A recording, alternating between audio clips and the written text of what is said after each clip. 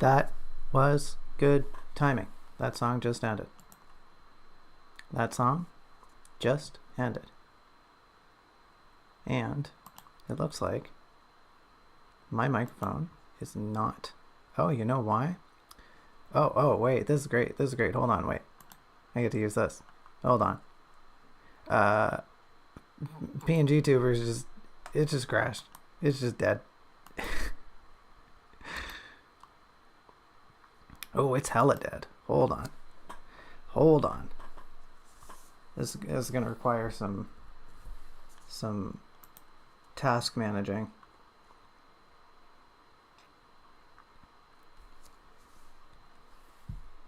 Maybe if your application didn't devour my CPU. What are you doing using 30% of my CPU? What are you doing? Get out of here. Get out of here. Alright, you know it's going to be a good stream when it starts off with technical difficulties, right? You know we're in for a good stream. Alright. Let's try this. Okay. The test phase looks good. Test phase looks good. Let's see. Hey-o. Hello, everyone. I can move. I've been freed from the coils of paralysis. My application just froze. I don't know why. Probably eating too much of my computer CPU. Heaven forbid a very basic application use less than 50% of my poor computer CPU. A computer, mind you, that I render 3D animation on. You know, no big deal. I mean, I guess it's more GPU. It's more like GPU intensive. Getting ahead of myself. Hello, everyone. How are y'all doing? I hope you're good, because I'm alright. And that objectively means you have to be alright. No, it doesn't. That's not how that works. Yeah, thanks for coming. Episode number 9. We're almost at 10 next week. We're in the double digits. It's crazy. Yeah, let's jump right into things. We're going to talk about Chapter 13 this week. Chapter 13, formerly The Scholar, to be renamed The Academic going forward. It doesn't break the rule by being an AR ending, but it's too close to an ER ending. There was a rule... doesn't need to be. There didn't need to be a rule, but every chapter was supposed to start with a moniker that wasn't... there's like a name for them. There's like a name for a thing that defines a person's being or occupation that ends in ER, like they're the doer of the thing, right? And I was trying to steer clear of those. And Scholar doesn't fit that rule, but it's close, right? You still an sound. So it's going to be The Academic. The chapter is pretty long, so I shouldn't yap too much, but we got to go through all of it. It's long because there's a lot of transitionary periods at the start before Teal actually gets to what Teal's doing. Yeah, let's start right off at the start here. We got to go through chapter 13. This is probably going to take us our whole episode today, our whole stream. It's probably going to eat into the 2 hours. There's a lot of notes. There's a lot of things to change. But we'll get into that in a second. We'll figure it all out together, right? That's why we're here, to work through this as a team. Not that the rest of the team has much input. Mostly because they don't show up. But that's okay. I'm not bitter. I'm a little bitter. But whatever. I'm going to do it anyway. enough yapping. 5 minutes of yapping is plenty. Let's jump in here. So Teal has just left the deediary, the dealer's den, as it was previously named, and she's milling around. She's kind of being a little crestfallen. She's looking at things. She's doing all the stuff Teal does, and she's having a bit of a moment. And this is all within like the first page, right? There's only like a page here of milling around and Teal being unsure of what's going on. And the opening of this chapter is pretty poignant, but it doesn't pull on anything. I just gave you all these little threads that Teal's dealing with, but it doesn't. We don't pull on any of them in any like meaningful direction. We just kind of gloss over everything. Like, oh yeah, Teal's upset. Teal doesn't know what she's doing. Very much like, honestly, the synopsis I just gave you is more or less what comes across here. We don't delve into anything. So as far as addressing that, I found that Teal moving around here, Teal like mooching around this weird scene we've constructed, really distracts from her introspection. And that should be a big point is here, right? Like Teal leaves this facility, Teal leaves this business, and she's feeling pretty lost, pretty unsure of what she wants to do, and we should definitely dwell on that a little more. She's coming to this realization that she's been in the city for quite a little while now, and she's A, pretty uninspired, and B, pretty unfocused, and C, and 3, and finally, just doesn't really know what the heck she's doing. All of the above, right? And she really needs to have this beat here of dwelling on the uncertainty of what's going on with her life right now, right? Because she thinks about it. She thinks like, oh yeah, I don't really have any goals in mind. But she just F's around and starts thinking about her clothes and, starts thinking about her journey thus far. And she's like people watching too. And she's trying to formulate a plan, but she really doesn't. And then by the end of it, she's just like, oh yeah, I guess, sure. Yeah, I came up with something. And it just, it serves the plot here. It pushes things forward. It gets her moving, but it does it in a very boring way. And like pretty confusing too. Like there's really no motivation behind the things she thinks. We're allowed to glimpse into her logic, which is cool, right? We get to see Teal's logic here, but it's just not enough. It's not enough to guide the reader down the lane that Teal is about to traverse along. We're being allowed to like see what she's thinking, but not why she's thinking it, nor where her thoughts really lead to, so she should really be ruminating on things here so that she's properly motivated, right? She's properly motivated. You don't just end up on a trail. You got to go to the trail. And right now it's just like Teal's at home and then she's at the trail. What happened in the middle there? How'd she get on the trail, right? How did her thoughts get from point A to point B? There is a point A, point 5. That's a lot of points. That's a lot of points in a row. But you get what I'm saying, right? There's an A and a half before you get to B. She does a lot of plotting around here. She does a lot of like, well, I'm just looking around and milling about, and then there's like a neighborhood, great.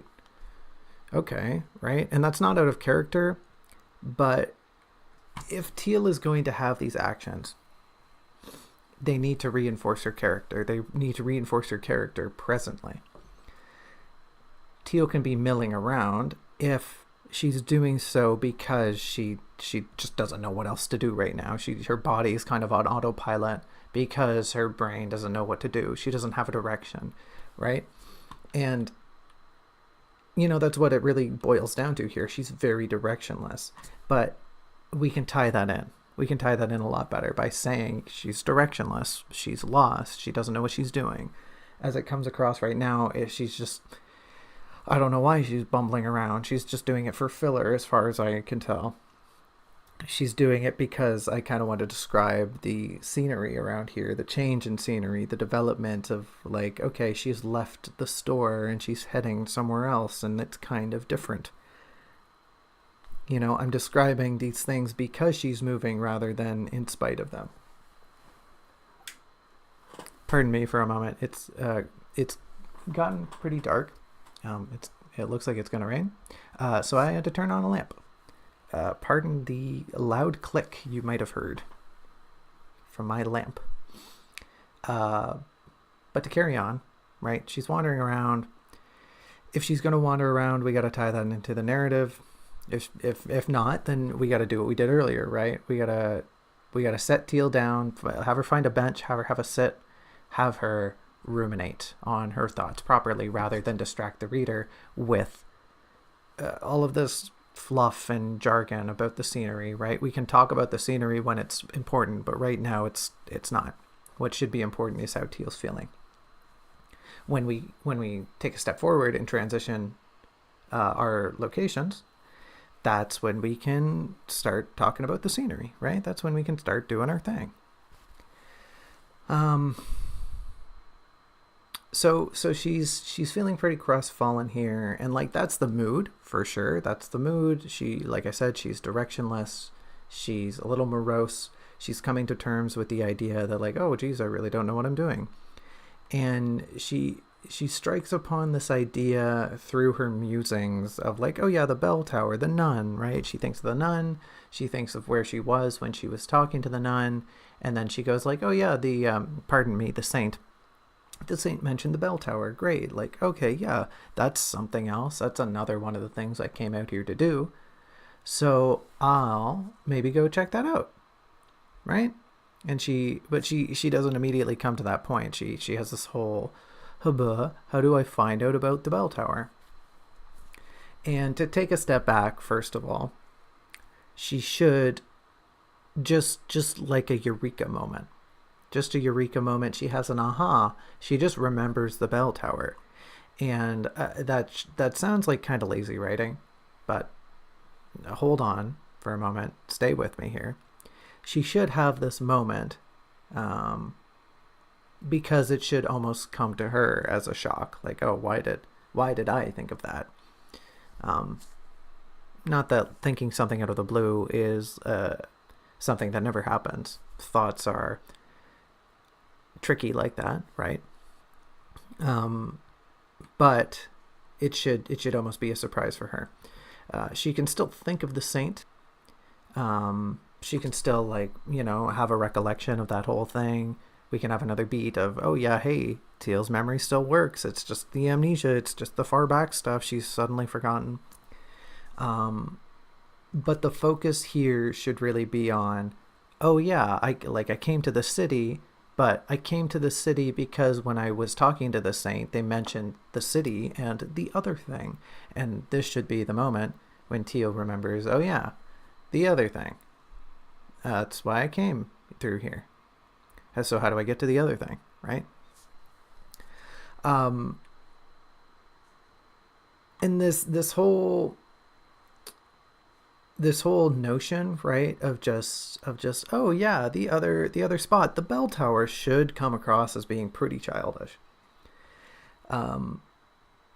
This feeds into the system later on, right? This is something that lays itself down as a bedrock because it amplifies later on how arduous of a task this ends up being for Teal, where Teal at this juncture just thinks, oh yeah, the bell tower, the other thing, like I'll just go find the other thing. She doesn't really consider the ramifications of trying to go find a thing that she knows literally nothing about, that she heard once and then asked like pretty much a complete stranger, hey, do you know where that is, or what it is, or what it means?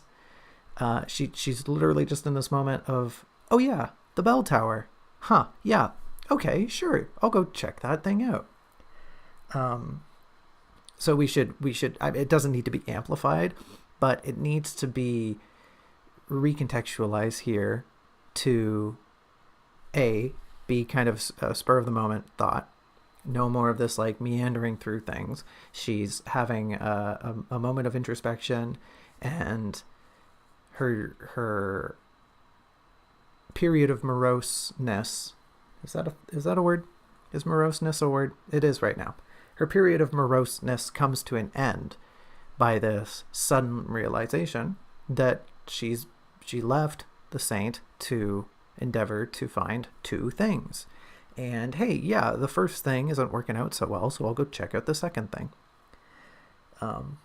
This notion should just be like, on brand for Teal of being, she's like so optimistic in the moment, so non-committal, so unthoughtful about it, that it just seems like a bagatelle for her. She's just going to go find the bell tower. Sure, whatever, who cares? I'll go find the bell tower.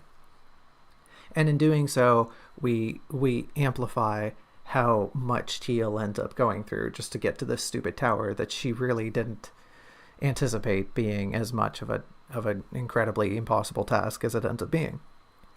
In another vein, this thought should be pretty weird for Teal. Like, on top of it just coming out of nowhere, it should almost come from a place of like, oh yeah, that's weird. Why did I think of that all of a sudden? And this is just a small aside to build flavor. Another thing that's going to twist into the narrative as it goes along is she should almost have the sensation of like being haunted by the sound of the bell, right? The peal of the bell the first time she heard it. It should almost come back to her, right? In that sensation, the ringing, the memory of it sticks with her. And that can even be what rips her out of her memories, right? Out of her dour introspection. So she can ooh, I sounded like Porky the Pig over here. Goodness. I kind of stifled a cough in the middle there. Pardon me.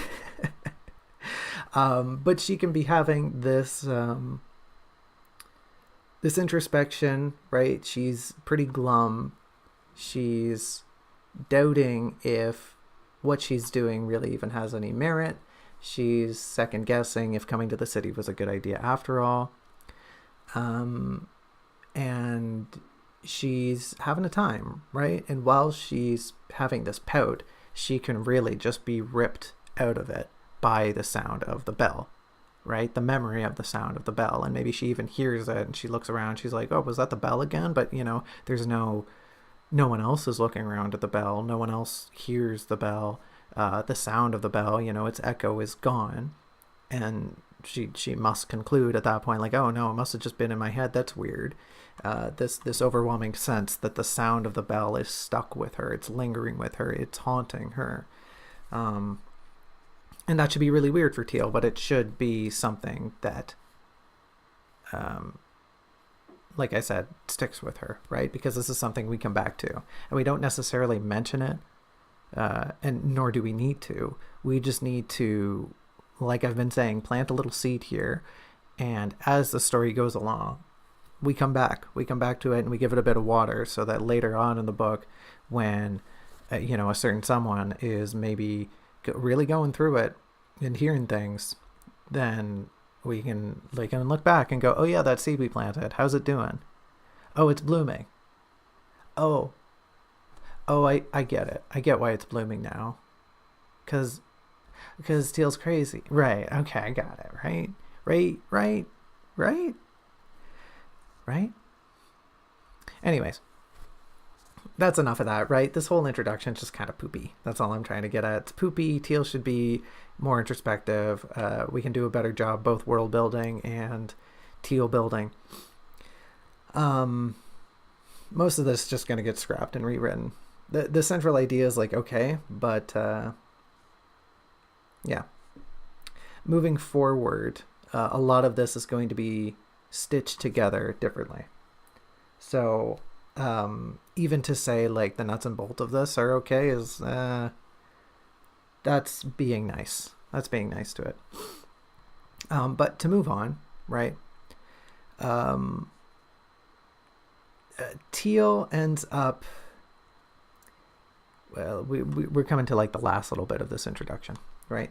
So Teal goes, oh yeah, the bell tower. I should find out about that.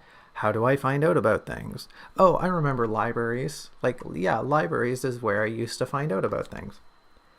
And the whole notion is just strikes me as really silly.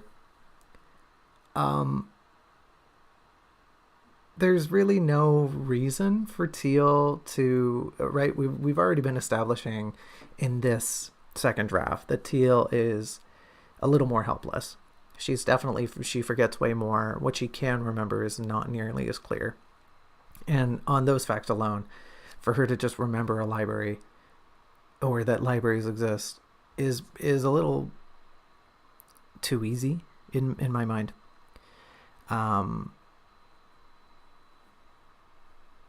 It's just silly, right? And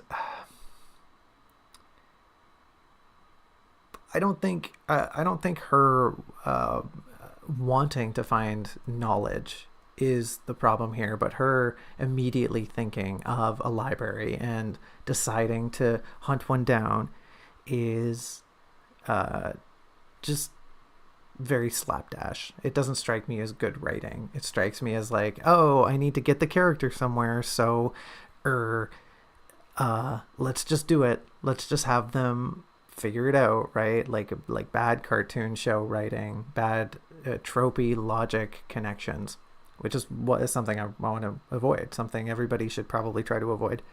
They have their purpose in, like, you know, expedited media, but this is active media where I'm constantly telling you that how I need to motivate Teal, and in this moment I'm motivating Teal by having her remember the thing, like, oh yeah, libraries, I gotta go find a library. Okay, I'll go find a library, right? And that's stupid. That's dumb. There's this whole part here where I'm like, I'm summarizing what she does, and given how intimate, how closely connected the narration is with what Teal's doing, this is just such a slap in the face.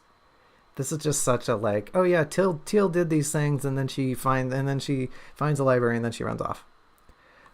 Literally, the narration itself cannot be asked. It can't be bothered to figure it out. You know, if Teal is doing such a crap job at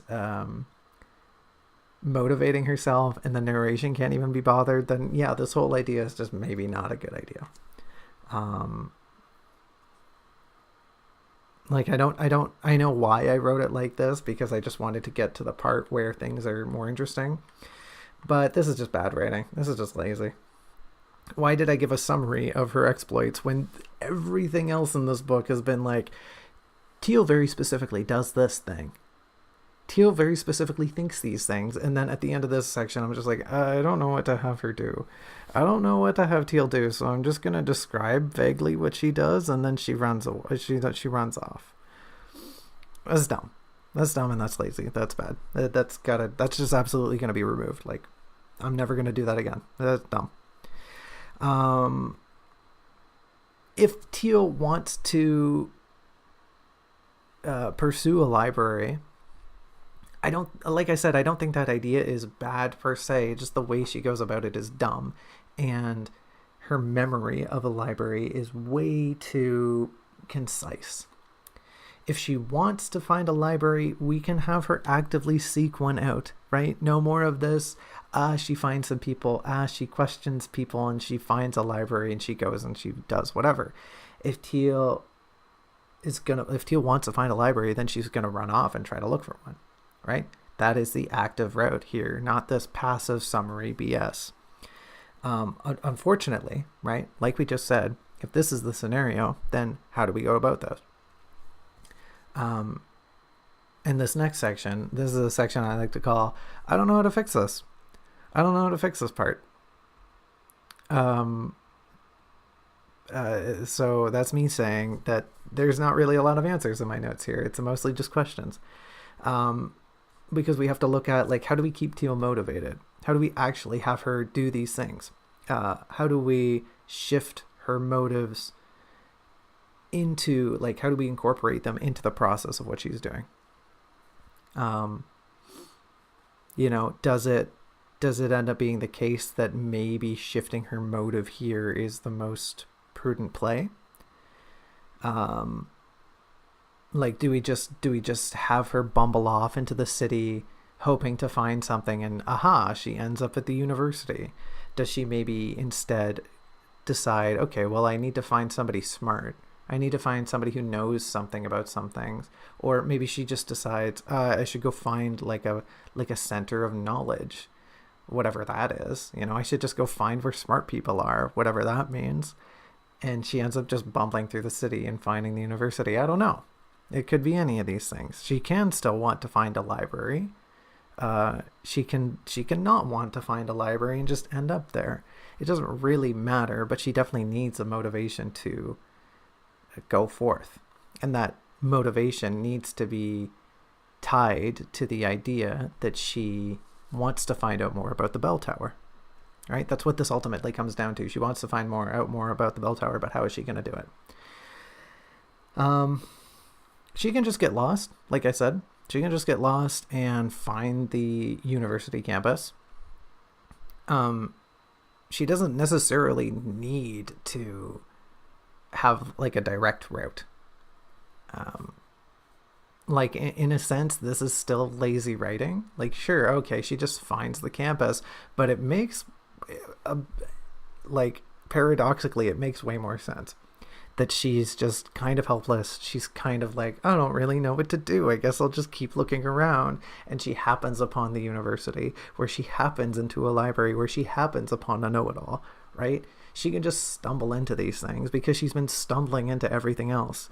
At this point in the story, it's just like, okay, whatever, girl. Like, sure, just keep running into things. I don't care. That seems to be the nature of your expedition here, is to just, sure, I guess I'll end up at a different place, right? And a lot of books do that, right? A lot of books do that where the protagonist is just kind of clueless and they're kind of just looking around, right? And not that my book borrows a lot from The Little Prince, but the way in which the protagonists go about their business is very similar. Teal has a very Little Prince approach to her conundrum of, like, I don't know what I'm doing. I should find out a thing about the problem I'm having. And then she just wanders around until things happen at her, right? So, like, it goes along with the theme. But once again, yeah, it's like kind of lazy. It's kind of silly writing. But it works well, right? She can, instead of looking out for a library, instead of seeking out knowledge, she can just happen upon it. That's very like Dungeons and Dragons, now that I'm saying it out loud.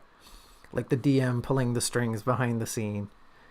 Like the party's not actively doing the main quest, but oh boy, you find a map while you're in this dungeon. The map leads you to the plot. Thank goodness that was there. But the players don't think of it that way. They're just like, oh boy, we found the thing. This is great. We're so good at this. So that's kind of funny. I got to keep that in mind. We really, like, along this route, it would, another plus side is that doing this allows us a glimpse into how poorly Teal is perceiving time and space. How her perception of those things is just kind of unraveling. Because she can basically go from this scene of, hey, oh yeah, what about that bell tower, right? What about that bell tower? What about that thing? She can go from those thoughts to just kind of thinking about how to solve that issue, on how do I figure out more things about the bell tower? I don't even know where it is. And she can just be thinking and just like, oh, hey, I'm at the university. How did that happen? Right? And we can have a little peek into, like, hey girl, do you even know how long it's been Do you even know where you've been? Do you know how long you've been walking? And Teal can be thinking this too, like, oh, geez, I don't actually know how I got here. Like, I'm pretty freaking lost. Which, now that I'm saying that out loud, really ties into a later beat kind of well. But I guess it would still have to be rewritten. Anyways, that's a plus, right? We get to dive into the weirdness of like Teal just being pretty confused and kind of out of it.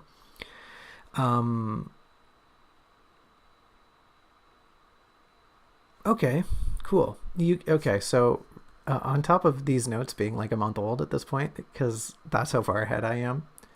Um, that's a good point. And this is a good point I make here at the end, that like incorporating all of these ideas ties in really well to Teal's present dysphoria. We've talked about how she's having this beat of malaise. She's not feeling good. She's upsetty. She's just a little sad.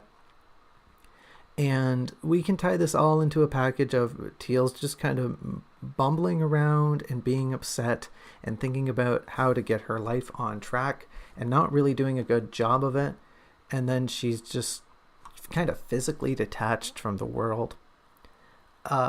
And, you know, we can use the ribbon of her just, oh, she arrives at a university. She breaks herself out of the spell because she's in a new place and she didn't really realize it because she's been so steeped in her consternation for who knows how long.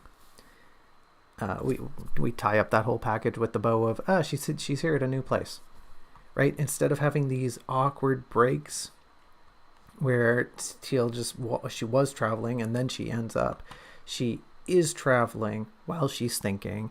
She's really just become completely ignorant to the world around her while she's having these introspections. And we can use the excuse of her maybe going a little insane to justify that, hey, she showed up at a different place. She's just at a different place because she's been walking and thinking this whole time. And now she's here. Now she's at this new place, which just happens to be like pretty convenient for what she was just thinking about. Funny how that happens. So we can use that. Essentially what I'm trying to do is build reasons to get rid of this line break because I hate it. I hate this line break. I don't know why I put it there. I don't know why I ever thought it was a good idea. I hate it. I should never use a line break if organically tying the story to the setting is a thing. That's just me. That's just like in this scenario, right? Where the gist of the story is the fact that Teal is constantly traveling. If we come to a point where a line break is needed, that means that we're not with Teal, which means, hey, we failed objective A. We didn't do it. Mission over. Mission unaccomplished. We screwed up. So we got to get rid of these line breaks. I hate them. They're bad. I don't like them. Thankfully, I think doing all of this, like tying these first two big ideas together, is how we're going to get rid of this first line break. We're gonna pass through the white mist of the line break and beat up the boss, right? We're gonna beat up the boss and we're gonna end up at the new area. I really hope people appreciate this Dark Souls reference. I'm gonna keep moving on. So Teal has her little like whatever. She ends up bumbling through some like pretty bougie neighborhoods until she ends up at the university. There's really not much to change about that. Like, sure, she can go through some neighborhoods, she can admire the change in scenery, and she ends up at the campus, right? Because that's where she should be. That beat isn't going to change. She's still got to go to the campus because there's like 5 chapters at this university. There's like 5 people that Teal meets here, as opposed to, I mean, she's still in the city. She doesn't really leave the city for a while. That's why this isn't a different part. But anyway, she goes to the campus. This is all cool. whatever. She should really find this campus. She kind of describes it, and she has these weird thoughts about the campus, about how it's sort of familiar, but it's not familiar. But she's confused, like, oh, why aren't the students doing this? Or why don't they have on uniforms? Right? And I don't think that's a bad notion, but it should provoke more of a nostalgia for her. But at the same time as being familiar, she should find it very alien. She should really be just confused and like, I think I remember buildings like this.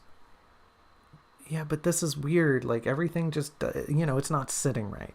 It's not sitting right in her stomach. Because it doesn't fit the puzzle, right? It's as if she's trying to build a puzzle with pieces from a different puzzle, and she's trying to get them in, and sure they fit, but the picture doesn't line up. I don't know if that analogy really comes across, if that makes sense, but she feels out of her element, as if she's she's picked up a book that she's familiar with, but halfway through the text is different. It's suddenly a different story, and she's thinking like, okay, wait a minute, I was on board here, but like this doesn't line up, or the names of the characters are all different, or what have you. I can keep doing bad analogies all day, but you get the idea. She's existing at this crossroad between familiarity and strangeness, and it's not altogether familiar, right? Like none of this is elvish, but she recognizes this architecture as something she's experienced before, as opposed to earlier, right, when we were juxtaposing what Teal's experience with what she's biased against. Teal had these ideas of, this city is strange. Where are the gardens? Where are the ministries? She's now having the opposite, or rather the inverse issue, where she's going, wait a minute, this is kind of familiar, but based on what I was kind of thinking before, like, why is this familiar? None of the other stuff was familiar, but why is this one familiar? It's because she's seen stuff like this before, right?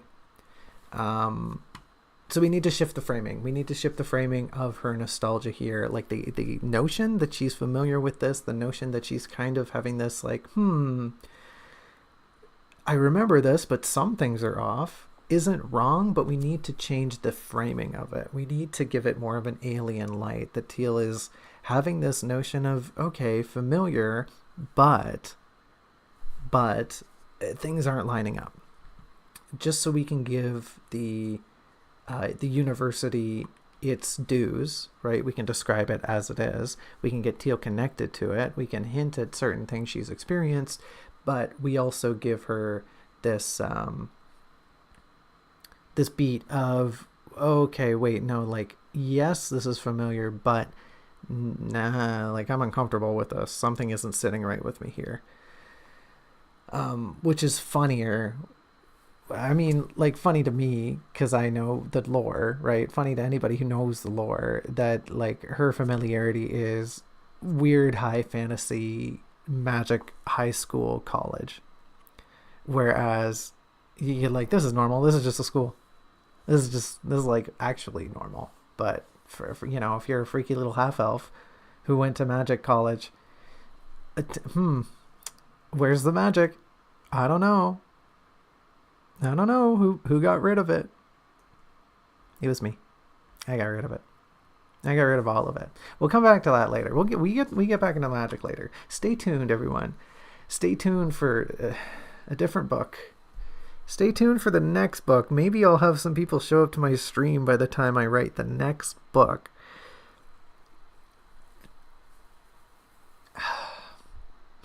Sorry, I was rubbing my face in anguish. Anyways, let's move on before I have a mental breakdown on stream. I'm not going to have a mental breakdown on stream. Come on. I wouldn't do that. I'll do it off stream like I always do. So she gets to this campus, and she starts like kind of reminiscing. Um, she has these allusions to like what student life should be in her memory, and they're altogether believable, but they really need to be clouded by, like I just mentioned, by this sense of the unfamiliar. She's seeing these students interact and be students, and she's pretty sure they're students, and this is what students do, but she's also like, what? They're doing it wrong. They're doing it the wrong way. There's this sense of everything being off, everything looking off. There's things that are missing. She, like I said, she knows they're students. She can tell these people are youthful and at an academic setting.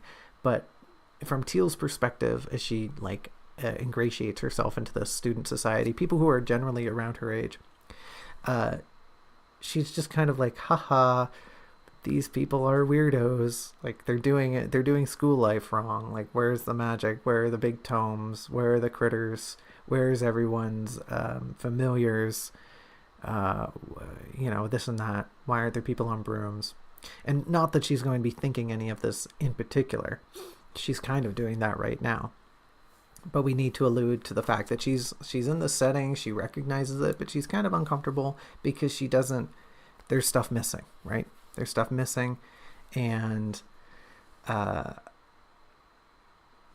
think I just kind of said this next point, that like what she's thinking here is too clear, so we need to both muddle what she's remembering and also inject Teal with this weird notion of, which goes along the same lines, this notion of I remember school. I think this is a school. I know that for a weird reason.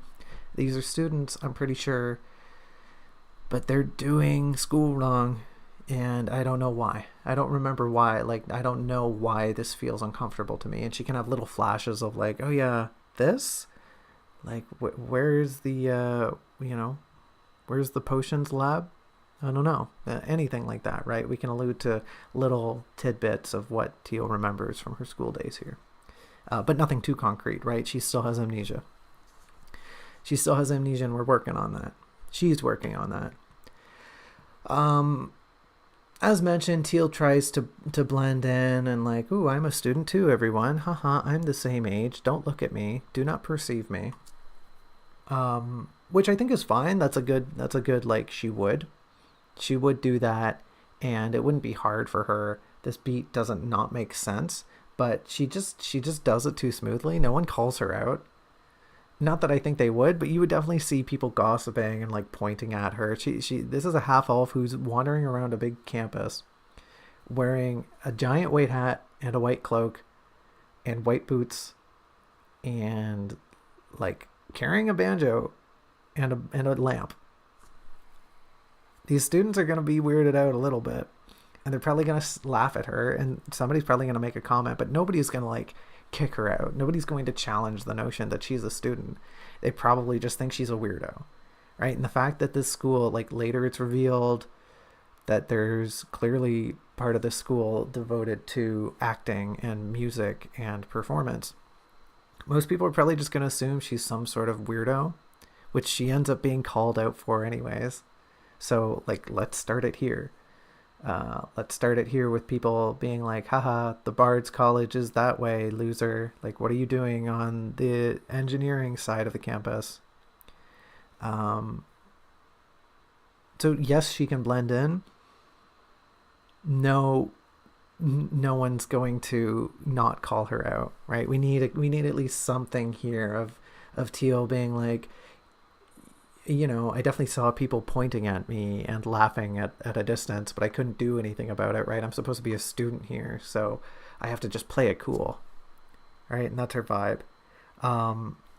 She has this like rehearsal, this inner monologue of like, okay, well, if somebody calls me out on not being a student, I need to have like an alibi. I need to have a reason to be here, and that's fine. That's cool. That's very Teal. I'm debating if keeping it like she has this inner monologue of like, okay, I'm a literature student. Here's what I've been reading. I'm working on my thesis, right? And that's very Teal to like plan ahead with a scheme. Um, and I think it's also very Teal, now that I'm thinking about it, I think it's also very Teal that she would absolutely not go with the obvious of like, oh yeah, I'm a bard, haha, I have a banjo. She would probably be like, oh yeah, I have a banjo, shit, I could have done that. No, why did I go with literature? It's because you like to read, idiot. It's because you're a big book nerd and you just don't want to admit it.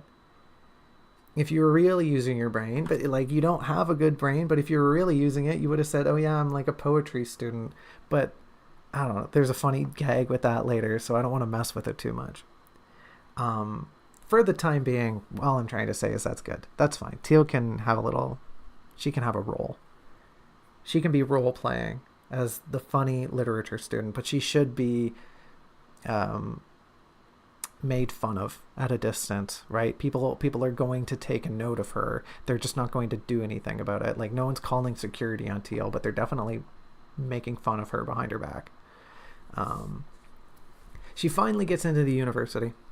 And honestly, this is where we get to the point where I'm like, yeah, the descriptions are fine. This setting is pretty well made. There's a bit of an issue with the pacing, but aside from that, cool. She bumbles through the university, as she is wont to do, and she ends up finding a cafeteria, right? She finds some food, and that's fantastic. That's a funny beat because she's just starving.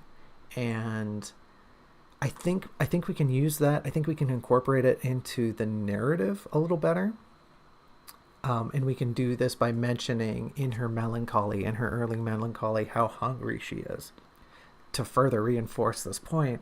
Because we haven't really mentioned how hungry Teal is for quite a while. We can further embellish this point of her finding food and then having, or rather deciding to forego it by incorporating like, oh, I'm sad, I'm upset, I don't know where I'm going, and I'm so hungry and I haven't eaten. Right? She's upset. She wants to eat. She's a glutton and she hasn't eaten for who knows how long. So we should incorporate that into her melancholy to make this beat more impactful.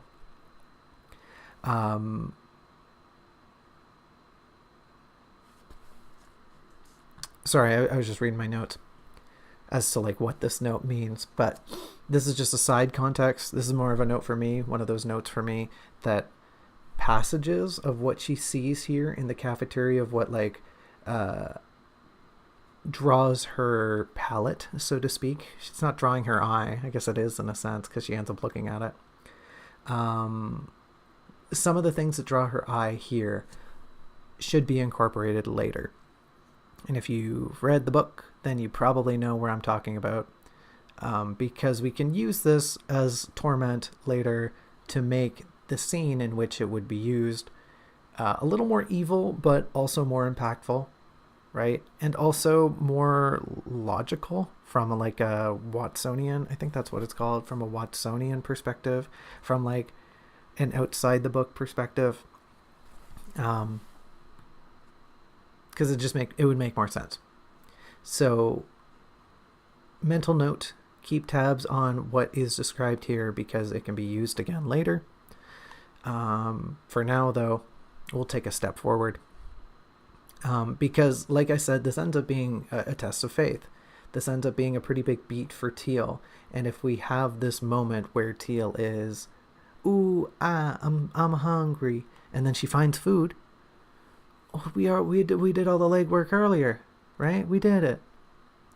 We can say here, hey, she's strong and she's motivated and she's gonna do what she thinks is important because she values, her future, rather than, oh, I'm just gonna stuff my face. I'm just gonna get distracted and stuff my face. She finally has like a test put in front of her and she actually does the right thing for once.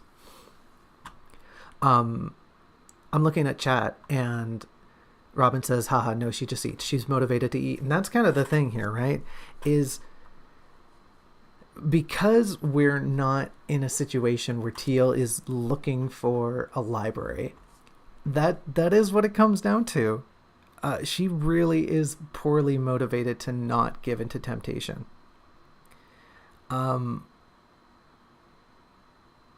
And it's difficult to write around that. It's difficult to write around like, oh yeah, we've been setting Teal up as being kind of bumbling, as being food driven, as like coveting food above all else. And now that she doesn't have this point of like, ooh, no, I have a reason to not go into the, because she's following somebody, right? She's following somebody in this segment. And if she goes into this cafeteria and stuffs her face, she's going to lose the one chance she has to follow somebody to the library, which isn't good, right? But if none of that is the case, if Teal's just wandering through here, then suddenly this recontextualizes everything. If she finds a bunch of food and we've been saying that she's hungry, how do we set up this test of faith here and have her pass it? One idea is we just have her fail. She just goes into the cafeteria and stuffs her face like the ninny she is. But that doesn't read very well. We're trying to get across that like Teal cares about what she's doing. Simply having the moral implications here, of just like, oh, clearly that's not for me. Clearly this food is for the students. We can dress Teal up as being like, stealing, right? We had a beat earlier of like, stealing's wrong. Like, Teal is at the end of the day a morally upright individual. She schemes. She's kind of like petty. She doesn't have all the great qualities of a hero, but at the end of the day, Teal's going to do the right thing. And as such, she's going to avoid doing a bad thing. And so, stealing food, okay, I guess that's bad, right? Like, we can use that. It's not a great reason, but it is a reason. It is a reason, and it's one we've already used. We've already said, like, okay, Teal is averse to crime, a petty crime, like ignorable crime. This is the thing she could get away with, but still she feels the urge of like, no, it's not right. I shouldn't do it. I could do it, but I shouldn't.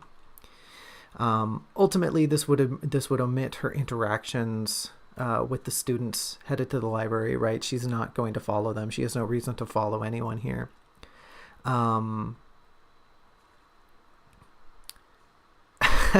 That's a good notion, right? Teal comes to this crux of, oh, food. Oh, but I shouldn't. Oh, but food. Oh, no, nay, I shan't. Oh, but it's so delicious, right? And she just ends up in this like terrible internal conflict that she just runs away. She just runs off from the cafeteria. This is actually really funny now that I'm saying it out loud. She just runs off from the cafeteria and speeds through the school. She just has this moment of like, I just want to get away from it. I just don't want to eat it. I don't want to be tempted. And then, hey, bam.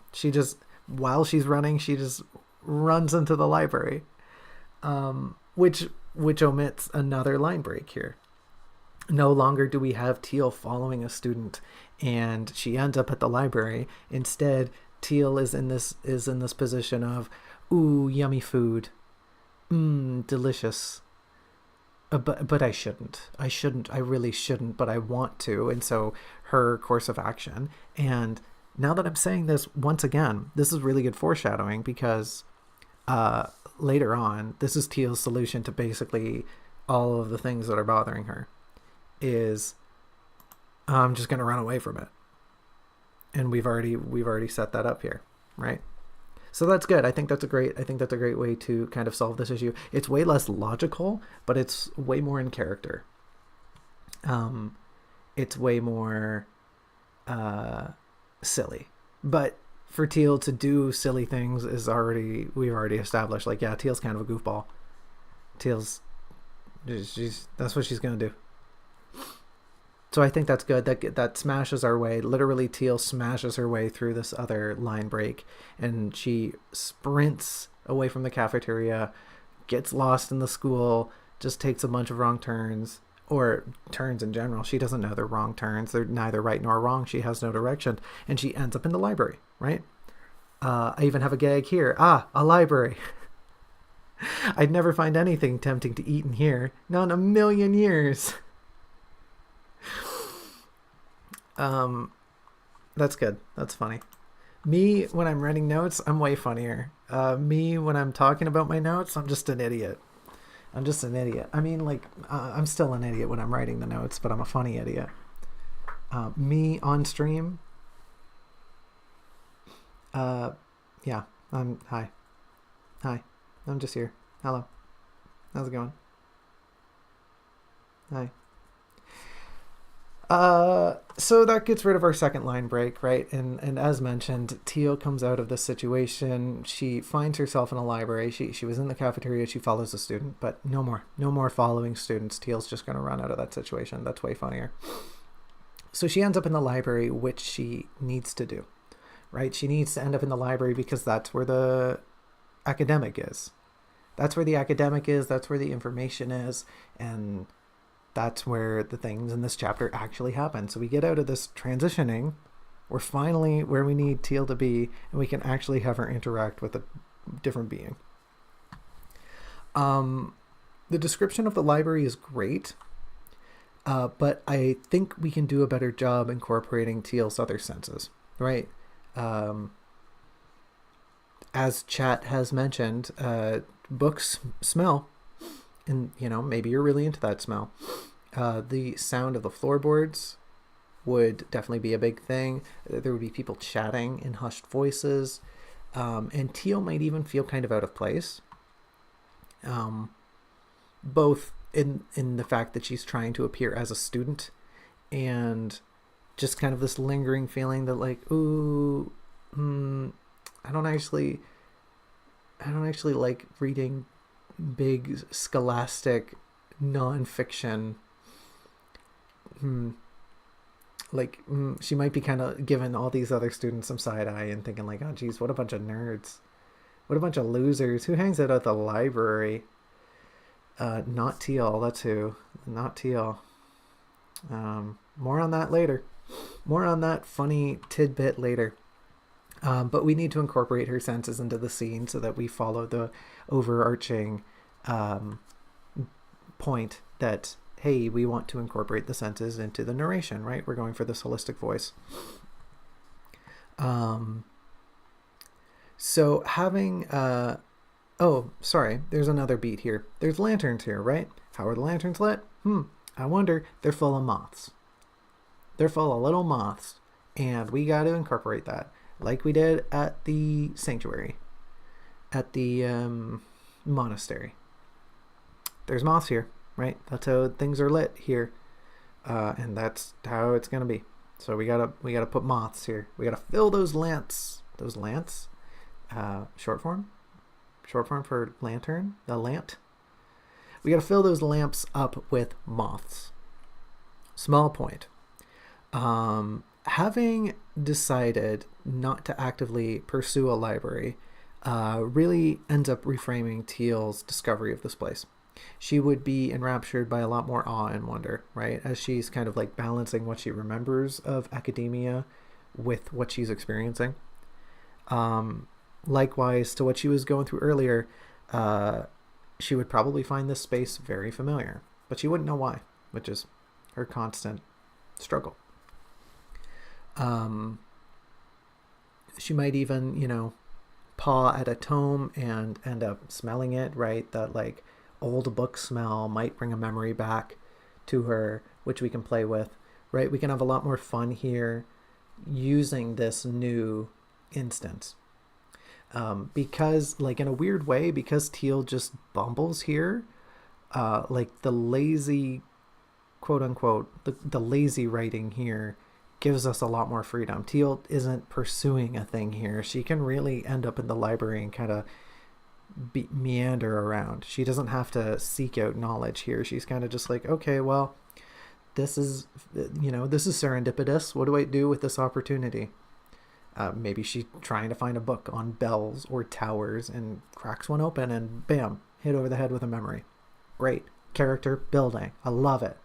Give me a reason to give this half-elf memories, because I have been doing nothing but stripping them out of the book, and I feel terrible about it. So we can finally give Teal a thing to remember, right? Phew, thank goodness. This also gives her a great time to refocus and think, like, okay, wait, why am I here? Oh yeah, looking for information, trying to find out things about the bell tower, right? She can have some time here to introspect, to look around, to be Teal, right? We can have some Teal time instead of all this, like, she looks around and she's following people and there's food and Teal's not sure about food. And man, cut that shit out. Teal's in the library now. Teal's in the library. Hey, you want to hang out with Teal in the library? I wouldn't mind. This sounds like a fun time. I'd probably just get distracted reading books. I'm a big nerd. I'd get distracted writing a book. I'm still a big nerd. But yeah, you get it. You get what I'm getting at. So we can kind of reframe this scene to involve more Teal thinking and like refocusing herself.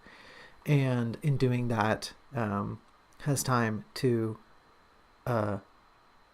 be herself and also figure out what she wants to do, or at least like get herself some traction, which really ends up like having zero payoff, but that's neither here nor there. She needs like a reason to be pursuing this environment.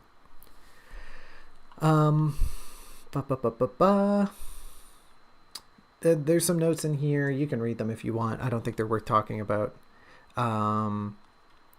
She ends up going through the library and she's a little confused and she's kind of just enjoying the space, and she happens upon this area where somebody's clearly at a desk and they're just surrounded by books. If you can believe it, this is where Teal finds the scholar, the academic. And an aside here, I see we're already at 4 p.m. and I apologize. Like I said, this is going to be a long one. So I got to keep talking. I think we got like another, oh yeah, we're not doing too bad. A lot of these are kind of quick beats. So maybe we'll have some time to draw.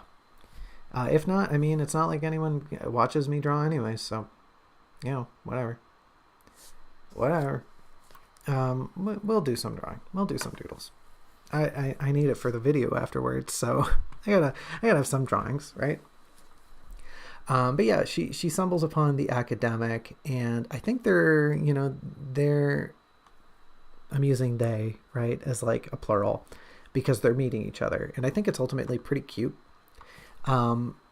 Teal's reaction to them, right, because they meet and Teal goes to reach for a book and the scholar's like, don't touch the book, right? We have another of this running gag where there's a voice coming out of nowhere and Teal immediately is like, ghost? Is there a ghost? She doesn't say that, but like I think she should. Yeah, that's what I'm saying here. Like I think she should be more confused. Teal really just is like, huh? But she should really stop and like go quiet and be like, who said that? Is there a ghost? Lacrimosa, was that you? You know, just utterly bewildered because this voice is coming out of nowhere.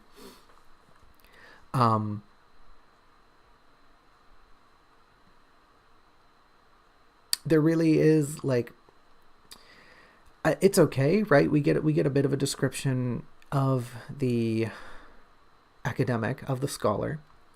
They're described as being youthful. They're wearing spectacles, right?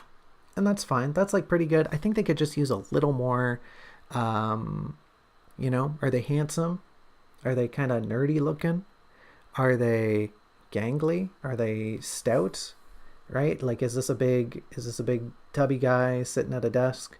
Is this like a nerdy girl or something? Could be anything. But just needs like a little more flavor, just something to solidify their form in this scene. I think would do wonders. There's a beat here where they mentioned that somebody wasn't ogling her for once, right? And this is Teal. She's being like appraised by the scholar here, and she's recognizing that, like, oh, this scholar doesn't actually seem to care that I'm dressed like a weirdo. This harkens back to our earlier point of, like, no one's really paying attention to Teal. Why did I include this here if no one's been looking at Teal? I gotta mention, people are looking at Teal. People have been staring at Teal. People have been, like, pointing at her and whispering about her behind her back. People have been giving her funny looks, have been, like, moving out of her way because she's wearing a giant hat and she's cloaked and she's weird looking and she's carrying a banjo on her back, right? Teal does not fit in with these, like, preppy, pristine English boarding school students, right? These, like, Oxford in the springtime, these Yale University Ivy League students. I'm trying to hit all the big ones there. These Cambridge in the fall students with their khakis and their corduroy and their nice sweaters, because I'm gonna stop this analogy here before I start rambling. But you get the idea. You get the idea, right? Teal stands out, and if she stands out and if people have been staring at her, cool, Teal can have this thought, but whatever, she's just having this thought out of nowhere here, and that needs to be addressed. Teal being somewhat more aimless in our version, in draft 2. Her notion to eke out information from this person who's clearly almost read everything in the library should come across as being a little more devious. But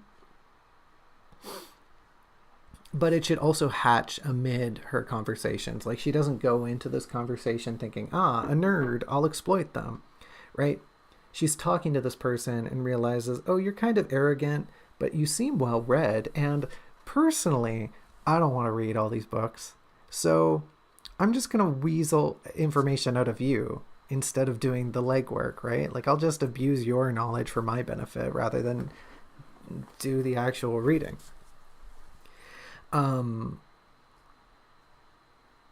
and like in doing this, we paint Teal as being a little more manipulative, of being more quote-unquote diplomatic. She'd much rather get what she needs or wants by using her charisma rather than actually putting in the effort. That being said, because of that, she'll probably come off as a little more saccharine here, which is good. She should be, like, really just mollifying, just inveigling the academic here, trying to wean information out of them, trying to get what she wants by, using honeyed words and showering them in compliments and being like, oh yeah, wow, you look so well read. Perhaps you could share some of that knowledge with me, a humble and mean and dumb individual who, with a shred of what knowledge you possess, could at least begin to take the first step on the great stairs that separate you and I, separate the intellect of you and I, right? Like, Teal would go all in. Teal wouldn't hold back because she wants to know about the bell tower, right? She's invested. She ends up, right, they're conversing. We really get into the academics' point of view. They have this notion that, like, if wisdom is valuable, then it's written down. And we have that knowledge to this day because it was kept. And if it wasn't kept and it doesn't exist and I cannot read it, then clearly that's because it wasn't valuable enough to be written down, and it wasn't valuable enough to be kept through generations, and it wasn't valuable enough to be read in the present. So, ergo, it doesn't matter to me. Only the things that are written down are worth knowing. And Teal's like, okay, that's pretty weird. Teal here is, like, strangely pointed. She's strangely, what's that word? She's, like, barbed. she's oddly combative. She's standoffish. She's like, oh, I don't know. She's like a little too toxic here, right? And this whole conversation ends up feeling pretty unnatural. She's like accusing them, excuse me. She calls them flippant. Oh, the scholar calls her flippant, right? They're just really angry at each other. I don't get it. It's weird. I don't like it. Teal's pretty calm by now. She shouldn't be, right? We mentioned how earlier that Teal was kind of in a state because of her experience with the vendor, with the merchant.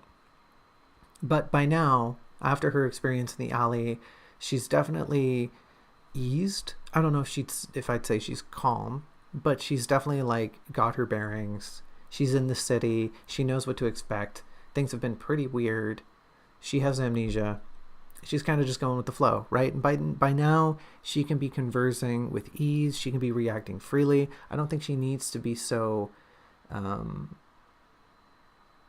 hesitant and strangely put off by everything, right? She can pause, she can react, she can think, she can glare, she can be silent, but she doesn't have to be so standoffish. She can just have like a normal conversation. I get that the academic here is meant to come off as pretty arrogant, but Teal doesn't need to do that. Teal's trying to get information out of them. We just said Teal's going to be being like sickeningly sweet. So why is she up in their grill? Why is she doing this? Generally, the flow of the conversation is okay. Their back and forth is fine.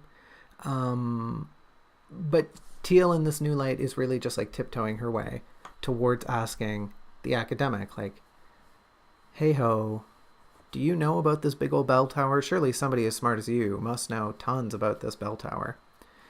So she needs to do that more discreetly. They can still and should still have a back and forth regarding the academic's philosophy, but Teal should be outwardly, at least, more receptive to what they're saying. She, just like nodding along, like, oh, okay, yeah, haha, I get what you're saying. Not this strange, like, don't you think that's kind of stupid? Don't you think that's kind of weird? Are you telling me you've read all these books?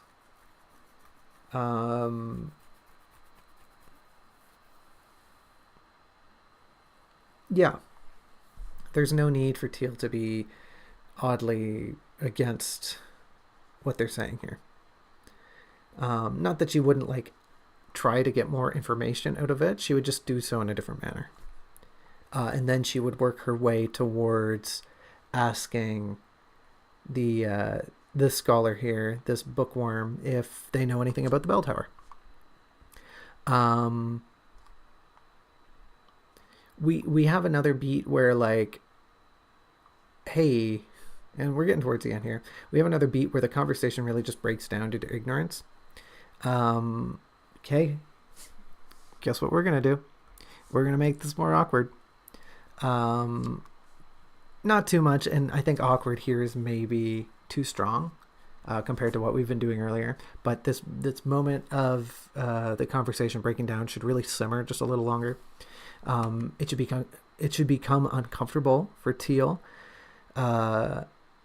That she's like this notion that maybe she's just insane. Maybe she's been in, maybe this bell tower, like the noise of that bell really is just in her head, starts to take root in her mind. Like, oh, maybe I am just making things up. Maybe if this person who's read almost every book in a giant library like this doesn't know anything about a bell tower, this apparent bell tower, then maybe I am just making it up, right?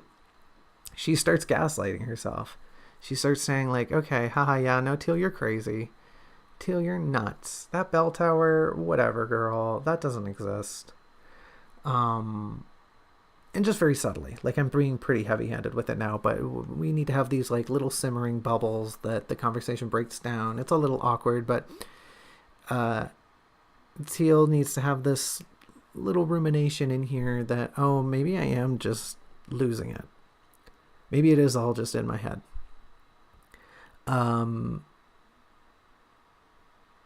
on the flip side of things, the academic here, they're they're pretty dismissive, which is on brand, but I think they should just be, they're kind of embarrassed. They're kind of embarrassed, and they say, oh, I admit you've got me there.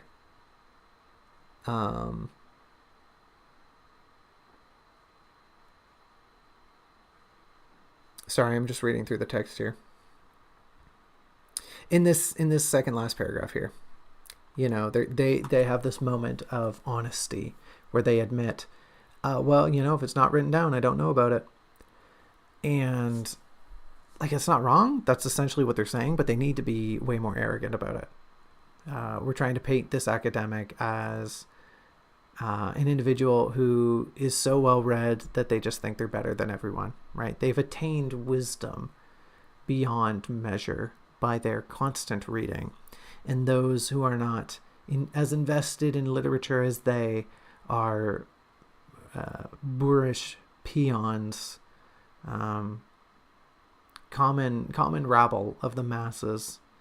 What's that called? What's that called when somebody can't read? Illiterate. They're illiterate ignoramuses.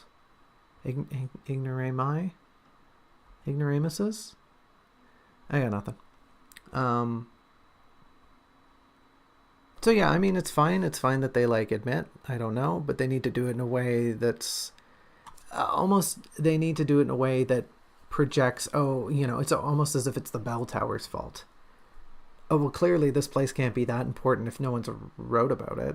Are you sure it even exists? They can have a little jab at Teal while she's having this second guess of, maybe it doesn't exist. And then all of a sudden this academic is just taunting her with the notion that maybe it doesn't. Maybe it has never existed. You ever thought about that, Teal? I mean, she hasn't until right now. But I digress. They need to be more arrogant. That's all we really got to do here. And then Teal leaves. Surprise. Teal leaves. Can you believe it? Teal just stomps off. And for the first time, yeah, she can just do that. She is absolutely in a state where she's just mad. She's just upset. She was so close to having information. She thought she did everything right.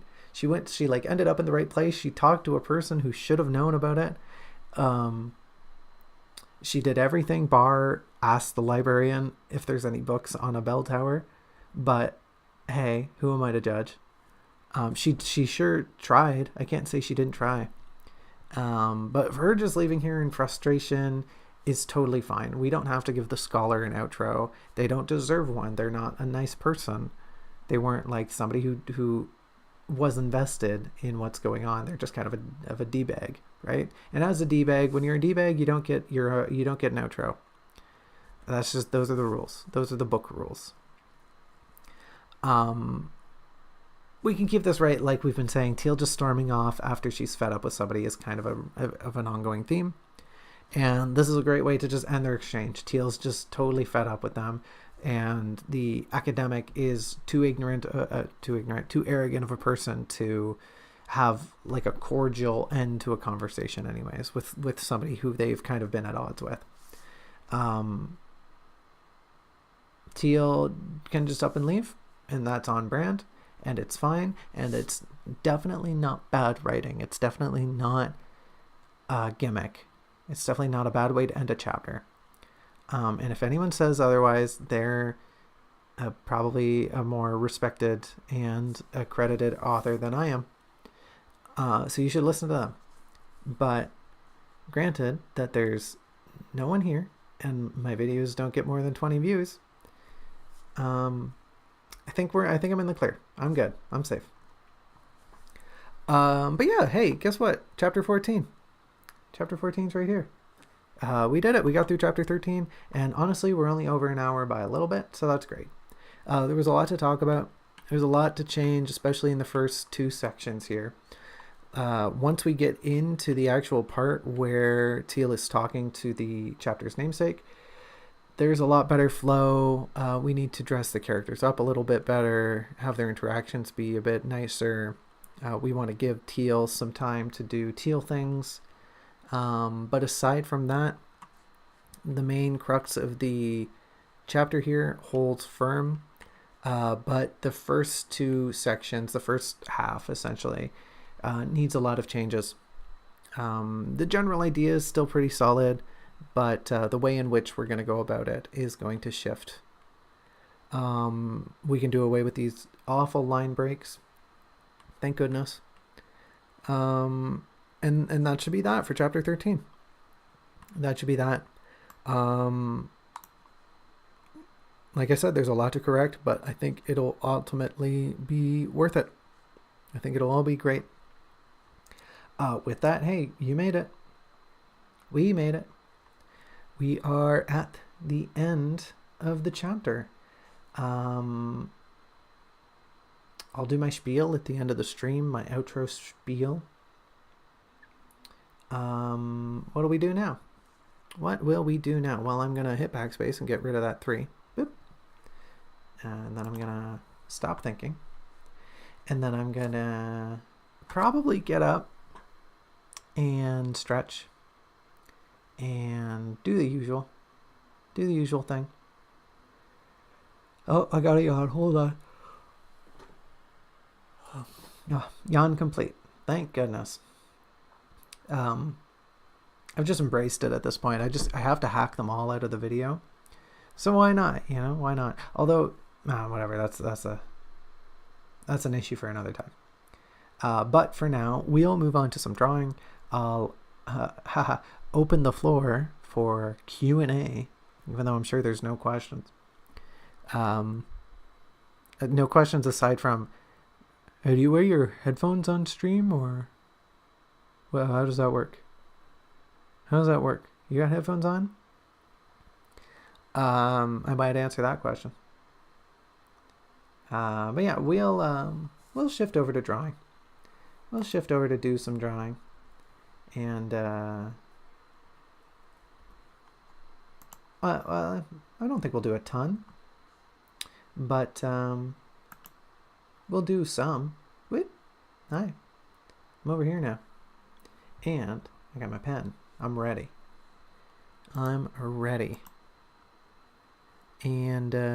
which one is it? I think it's this one. Yeah, we'll come back here. Hey, long-time viewers will remember this one because it's what we drew last week. But I thought we'd come down here and take a crack at this one, redraw it. I hate this face, so we're definitely going to work on that. Yeah, we'll take a stab at this one. We'll see what we get done. We've only got like half an hour, but we'll see what we can do. We can probably get another pass done in half an hour. But for now, I am going to... Oh, I played myself again. I gotta plug in my tablet. You'd think I'd remember.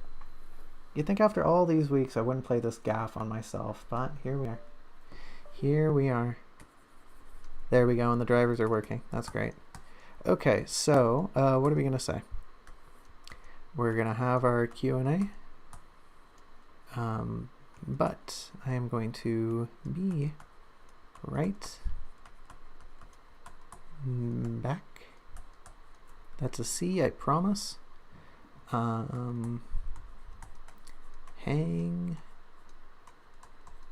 tight. Boop. I'll do it like that. Boop. Cool. And how's that looking? How's that? Let me center that a bit better. Cool. Yeah, I'll leave that there. And I will be right back, like I just said. I will return momentarily. And then I'll be back. So I'll be gone, and then I'll be back. Yeah, that's how these things work. Object permanence, it's crazy.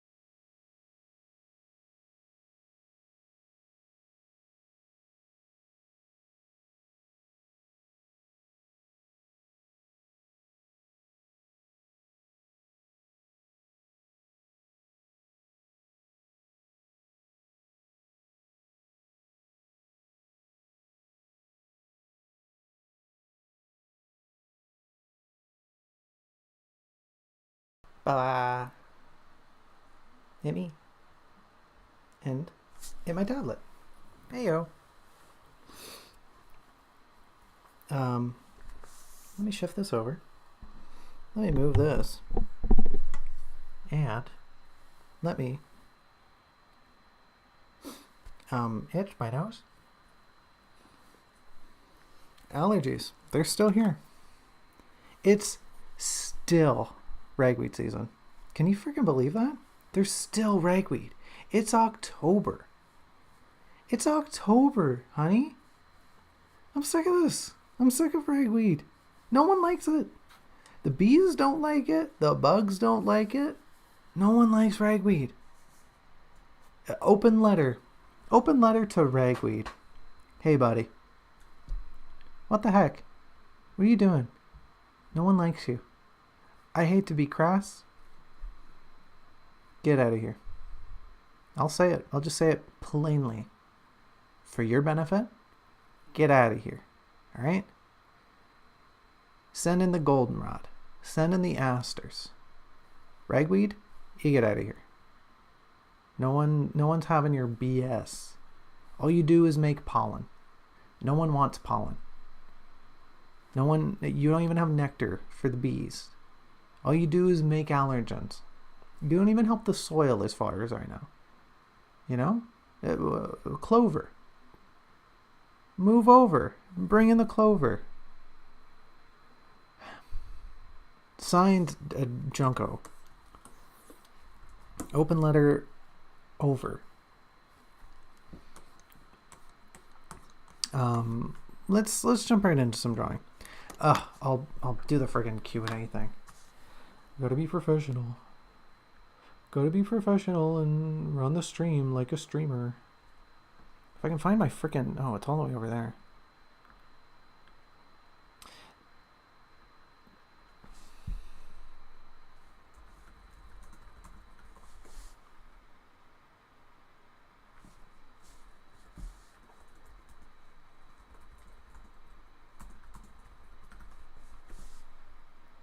Whip, start the Q&A. Pew. And then I can unpin the other message. Ugh. Seeing as I'm being berated in chat, I'm just gonna do a little doodle first. I'm gonna do a little doodle first because apparently somebody has such a pressing question that they just can't wait any longer. That's not the marker tool. You know, to be frank, I was supposed to draw earlier and I didn't. So let me do a little quick warm up. Do do do do do do do do do do. Do do do do do do do do do do. Do do do do do do do do. Do do do do do do do.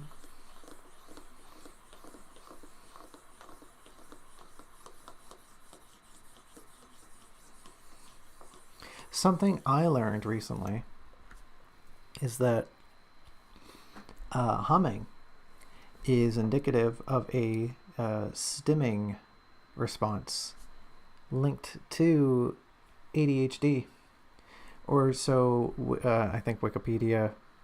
Something I read said that. Something I read was like, "Ooh, only big neurodivergent weirdos hum," and I said that's stupid. But apparently it's like a tactile thing. It's like a tactile distraction kind of thing. But yeah, just a curious little tidbit of information I thought I'd share. Because I'm an encyclopedia of facts and figures.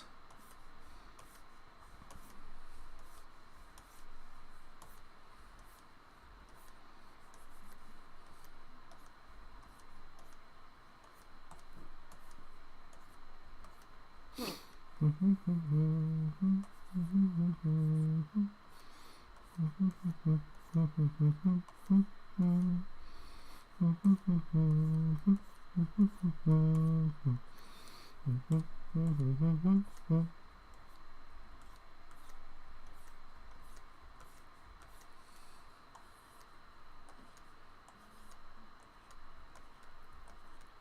was on a ride. I wasn't on a ride. My friend was driving me home. I'll be honest with you. My friend was driving me home the other day. Frankly, I hadn't seen this friend in quite a long time. We used to live together, and he's driving me home. We're chit chatting. We ended up talking about games. The radio in his car doesn't work, so we were pretty. I wouldn't say desperate for conversation, but I personally, as the passenger, was making a concerted effort to keep the conversation flowing. Because they said normally the way they work around their broken radio is they put I hit my tablet. They put earbuds in. They put earbuds in to alleviate the deafening silence of driving alone. But like clearly that's really rude to do if you've got a passenger. So to make amends for that, I felt a little guilty. So I was like, okay, well, I better make a good effort to converse. And along our conversations, along the thread of our many conversations, we got talking about our favorite games. He asked me, what's your favorite game of all time? And that really threw me. I wasn't expecting, not that that's like a bad question. We were talking about video games anyways, so like it didn't come out of the blue. But I just never thought about that. I never thought about like, what is my favorite video game of all time? And like honestly, I didn't have a good answer for them.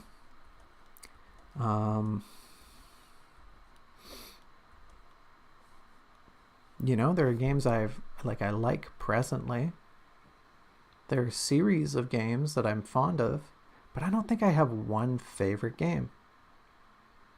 A game that and this is kind of how I thought about it. I was thinking, what's a video game I routinely come back to, that I always enjoy, that I think of fondly, that I kind of like crave, right? Like a game that I crave to play. Hold on. I gotta give this to you like a mouth, like a. I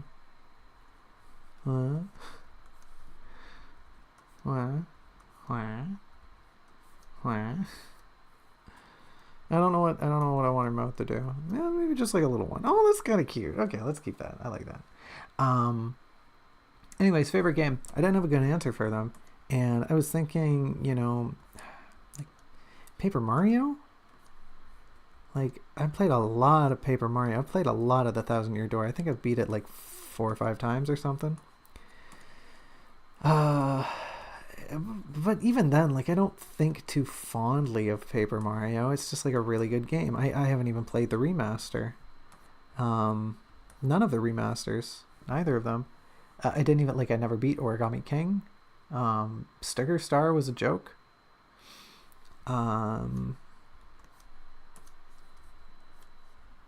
So that was kind of out. There are definitely really solid games I would never say no to playing, like Left 4 Dead. You could ask me to play Left 4 Dead any of the week, and I'd be like, yeah, let's play a campaign of Left 4 Dead. I love Left 4 Dead. I have a sealed copy of the first Left 4 Dead, a sealed copy of the CD, like double sealed. It's not only sealed in plastic, it has like a collector's security case around it. My friend got it for me as a wedding gift because that's the game that cemented our friendship. Cute gift, really nice gift. And now I keep it right on my desk. It's right in front of me. I'm looking at it. Boop boop. Hi. Right beside my shark tooth and my fake IKEA plant. It's a good combo. But yeah, I love Left 4 Dead. But is that my favorite game? I don't know. I don't think so. Like, I don't think, oh, man, I love Left 4 Dead. I love Left 4 Dead so much, It didn't come to mind first thing. And then, okay, well then, is it Splatoon? Splatoon's what I'm into right now. I don't know. I have a lot of gripes with Splatoon. You know, for as much as I love Splatoon, as much as it's changed me as an artist, uh, you know, is it my favorite game of all time? I don't think so. I don't think so. Right? Like, I get really mad at Splatoon, so clearly I don't love it. But I keep coming back to it, so maybe it is like a toxic sort of love. But then again, you know, favorite game of all time. I don't know. What's my favorite game of all time? I don't know. I just don't know. Like, sure, I've played a ton of Pokemon. Is Pokemon my favorite game of all time? No, definitely not. Mario Kart? Like, I play a lot of Mario Kart. I played every Mario Kart ever. Is Mario Kart my favorite game? I don't know. I don't think so. Dark Souls? I played a lot of Dark Souls. Like, especially Dark Souls 1, Dark Souls 1, Dark Souls 2. I played a lot of Dark Souls. Are they my favorite games of all time? I don't know. They make me really mad. Do I appreciate what they're doing? Yeah. They're good games. They're quality games. I'd recommend them to anyone in a heartbeat. But are they my favorite games of all time? I don't think so. I don't think so. I guess it depends on the person, right? Some people are just so good at having a favorite. Some people are just so good at knowing what they love the most. But I think I just like a lot of things too easily, you know? Like, I'm really bad at having a favorite anything.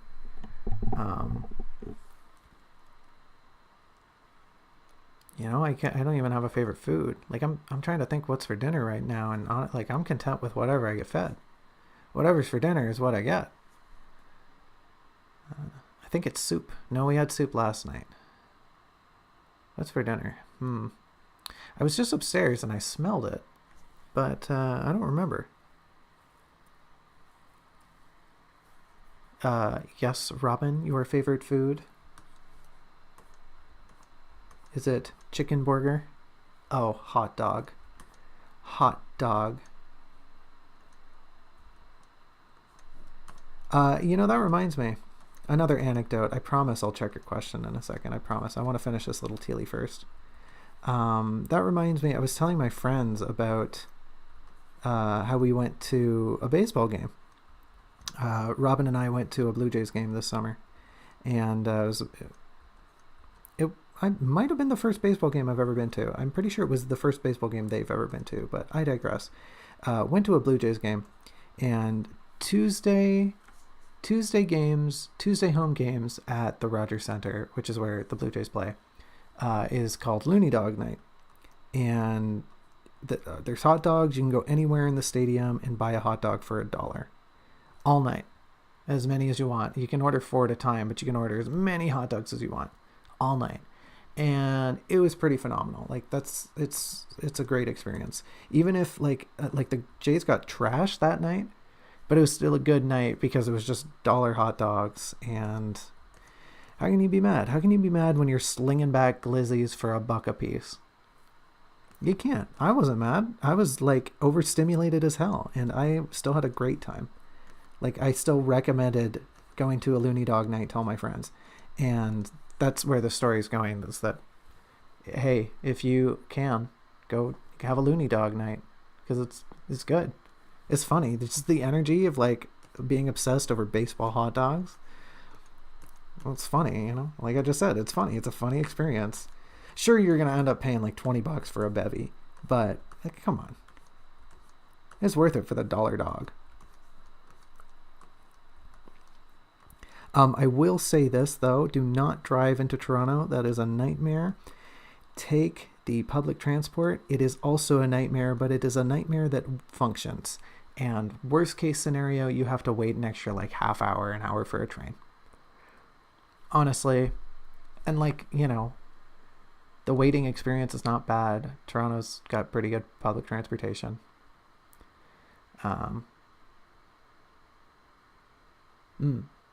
Yeah. Go have a Looney Dog Night. And enjoy yourself, because you deserve it. You deserve it. What's this little teal looking at? This is a really cute, dumb-looking teal. I like it. What's she looking at, though? Yeah, some big old bug eyes. I always draw teal, like, looking at a thing, just generally, like, observing, and then I never draw what she's looking at. Or, you know, what I'm going to do right now is I'm going to draw a hot dog floating in space. And that's what she's looking at.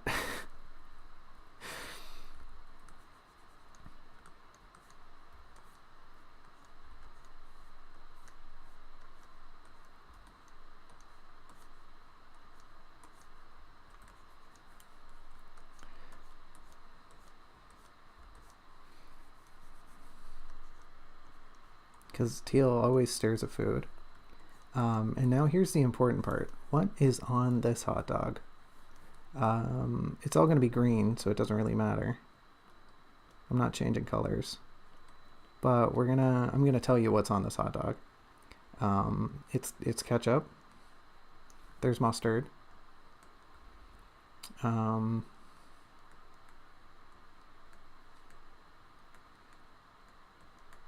There's some relish.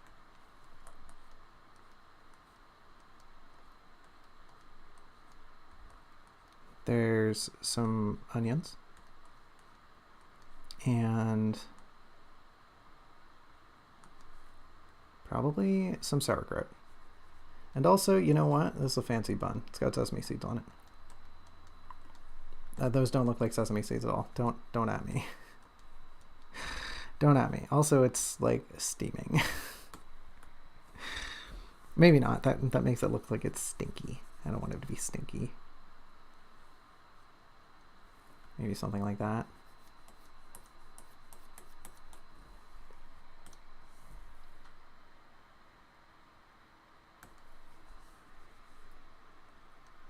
There. Teal spies a floating hot dog. Love to see it. Let's go over here. Let's go over here and check out question mode. Question mode. Ba-da-bum-ba-dum-bum-bum-bum. Ba-dum-bum-ba-dum-bum. Ba-dum-bum-ba-dum-bum. Let's see. Let's see. Let's how do I do this? How do I do that? Oh, select question. Yeah, the one that says select question. Bip. Robin asks, when talking about Teal's familiarity with school/university, would it be shown as a déjà vu kind of case, or just vague, annoying memories at the back of Teal's mind? Some aspects of it could manifest as something akin to déjà vu, right? Something along those lines. That's like not a bad way to perceive it, as Teal, you know, maybe wanders through the school and comes to a point of like seeing a gaggle of students all kind of, you know, talking to one another and chit-chatting and just standing around holding books. Like she would probably maybe see a scene like that and think, oh, geez, that's familiar. I don't think she would have the exact sensation of déjà vu of like, oh, I've seen this, I've experienced this, you know. I don't know about everyone else, but typically when I get déjà vu, I feel this sensation in the pit of my stomach of like dread of, I've already done this and I should take steps to avoid doing the thing that feels like I've already done it. I don't think Teal would be going through that sensation. Teal wouldn't be thinking like, oh, I've already done this. But she would happen upon things that she finds indicative of school life. You know, and they would more so just be like little pepperings of, oh yeah, that thing. Why do I remember that? Oh yeah, books, people holding books, people having backpacks. That checks out. More so this notion of like, yeah, I definitely went to school, but I don't remember anything about school. A lot of the architecture of this building, of like, you know, the university or whatever, is big and grand and inspiring. But she wouldn't be looking at it and thinking like, oh, I've already seen the school. she would just be like, she would be seeing it and thinking, okay, yeah, I remember a building of austere measure and foreboding dimensions and like having giant doors, but like I don't actually remember where it was or what I did there. So it would be a lot of little things. Like I said, I don't think there would be a specific case of deja vu. I suppose, yeah, she would have more vague, annoying memories, as you've put it. I don't know if they'd be at the back of her mind. They would probably be at the front of her mind, bothering her like a lot. Because she would be looking around thinking, geez, this is annoying. I definitely know this is a school, and I'm pretty certain I've gone to school. Sorry, I don't know why I'm cutting that. I just kind of want to move it. There we go. Yeah, she'd be thinking like, I definitely went to school, but I can't remember where or why or what for, but like none of this school feels familiar. None of this school is what I think a school should be doing.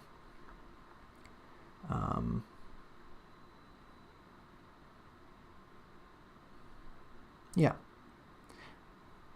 This school just ain't right. That school just ain't right. Yeah, thank you for the question. Hopefully that answers it succinctly. We've got like 10 minutes left. So I don't even know if starting a sketch on this is wise. I might leave this for Saturday. Oh, I locked the layer somehow. Hold on. There we go. I might leave this for Saturday. I might just do some more doodles. Like we're just gonna chill out here for a little bit longer. So I'll just do another Teal doodle. Maybe she can eat the hot dog. Maybe let's have Teal eat the hot dog. Let's see if I can not completely butcher a drawing of Teal eating a hot dog, and like hopefully make it not look raunchy.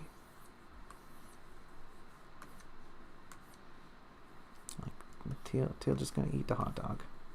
Innocently eats a hot dog non-sexually, because Teal is not to be touched. Please do not defile the half-elf. She's innocent. She's been through enough.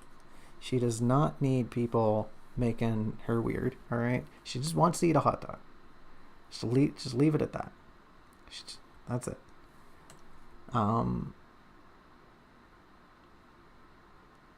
Well, I was going to say something. It's gone now. The thought's gone.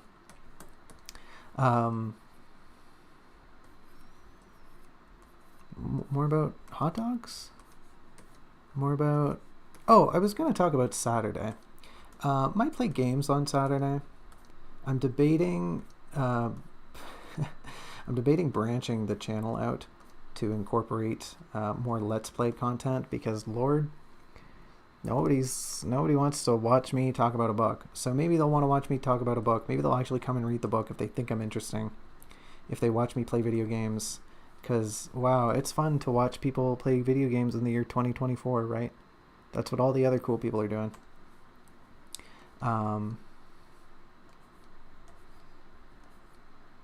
So if I can reel them in with my charming personality... The more I say this out loud, the more of a bad idea this sounds, but we might still give it a try, you know. In the past, I used to stream Splatoon content pretty avidly. Back in the day, I used to be a bit of a streamer. I like barely got to affiliate. No, I don't even think I got to affiliate status on Twitch, but case in point, like I did it, right? I had like a pretty decent stream running. So might try to restart that project with a little less seriousness. Might just hang out, play Splatoon. I think we'll still do some drawing. I don't know what it'll be. It'll probably like other Saturday streams, we'll do like 2 hours of something, and then we'll take a break, and then we'll finish off with like an hour or so of another thing. So it might be, we play games for 2 hours, we draw for a little bit, or it might be we draw for 2 hours, we end on games. But we'll see what happens.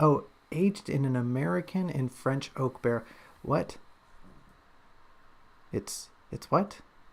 An American and French oak barrel? Like the oak came from both? The oak is from both countries? Or is the barrel from both countries?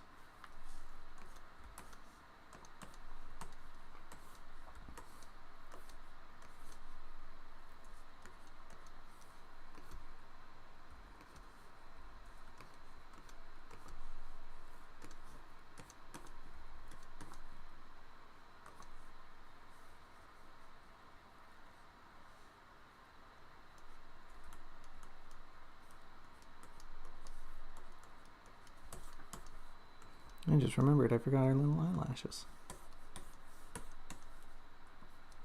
What did we put on this hot dog?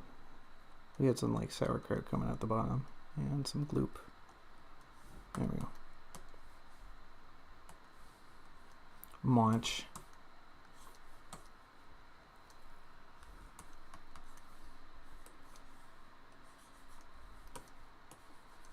Hold on, we'll do that on like the layer underneath. Munch. How do I? Okay, hold on. I can make this read. How do I, here, I'll like write it out and then I'll move it. Yeah, like that.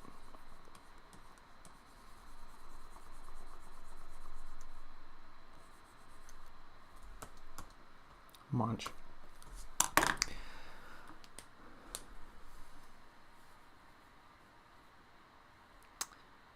Yeah, I guess so.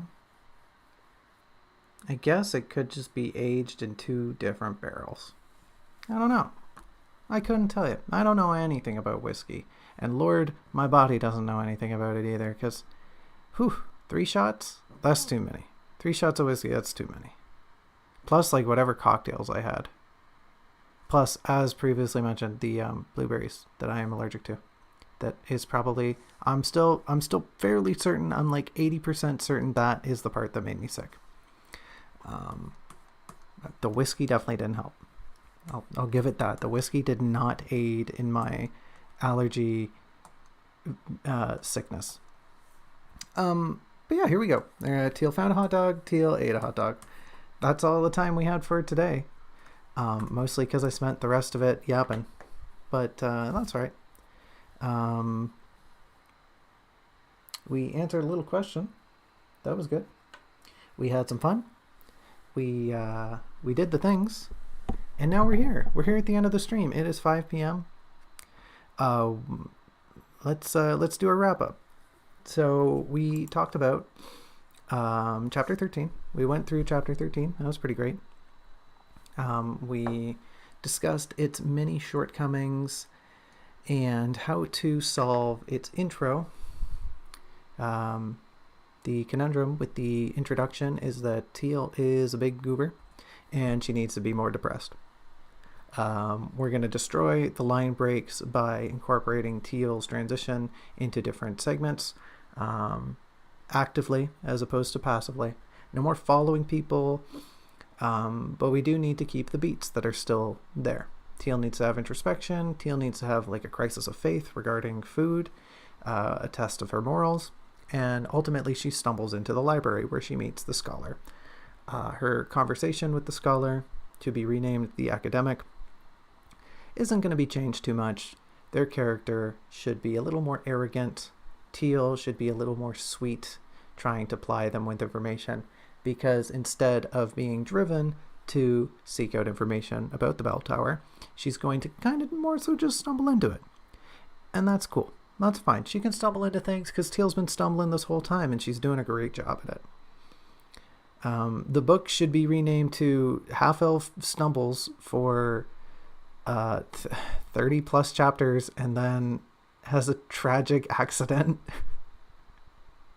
But it's okay though. She gets back up. She gets back up and she parries that guy and she destroys that dude.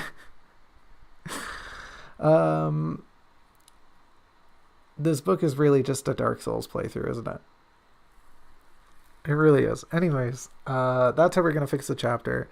The back half really just needs some polish. The front half needs some major readjustment, but we'll tackle it together. We had some drawing. We did some doodles. We answered a question. That was great. Thank you. Thanks everyone for coming. We'll be here.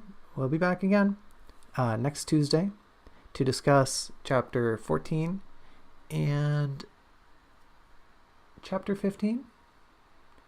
I think that's it. I think it's going to be chapter 14 and 15. We're up for a double. We're due for a double whammy soon, but I can't remember which ones. It's either going to be 14 and 15 or 15 and 16. I can't tell you which right now, but definitely chapter 14 next week. Same time, same place. That's October the 8th at 3 p.m. Eastern Daylight Time. We'll hang out, we'll discuss the next chapters, we'll do some drawing, and we'll have a good time.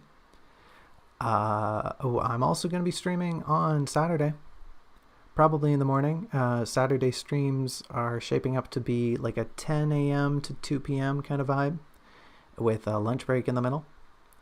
So y'all can hang out. Normally on Saturdays I draw. I might play games this weekend. We might play Splatoon. And hey, in the future, maybe there will be a Splatoon, funny Splatoon video. I don't know how that'll work, but I'll figure something out. Surely it won't be harder than editing this down, right? Like, this is a piece of crap and I make videos out of it. So, right, just funny. I'll just put memes in a Splatoon video and that's how people get famous, right? That's how Let's Players get famous. I'm taking a stab at the entire industry. Come get me. Come fight me. This is gonna go nowhere. I already know, like from the outset. I know this isn't going anywhere, but it'll be a fun thing to do on Saturday regardless. So we'll see how it goes. We'll play some games. We'll do some drawing. And we'll hang out.